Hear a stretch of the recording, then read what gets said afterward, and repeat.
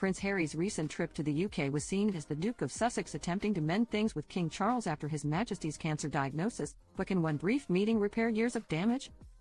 Charles and William, I'm sure, will view Harry as having persistently betrayed them on multiple occasions over several years, including during times of grief, such as when Prince Philip died or when the Queen died, Jack Royston said on the Royal Report podcast.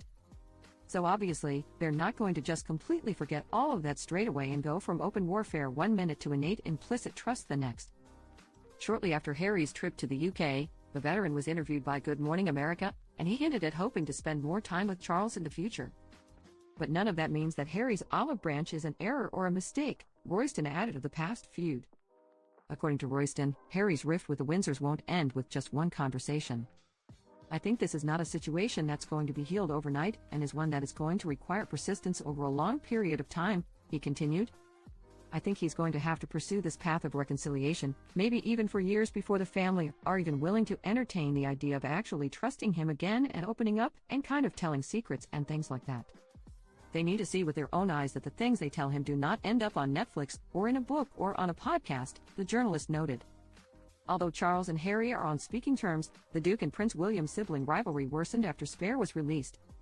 Particularly Prince William, I think it's going to take years before he would ever trust Harry again, he said.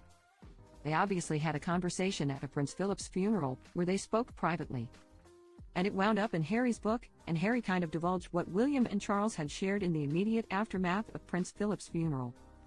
So we know after something like that has happened, it's going to be a long way back to reconciling again, Royston stated.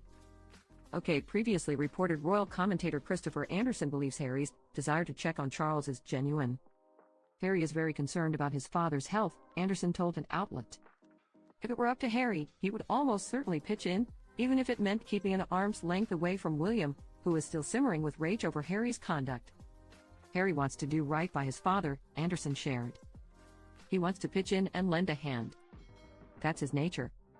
But regardless of how noble Harry's intentions may be, his rejoining the royal family in any capacity would inevitably stir things up all over again.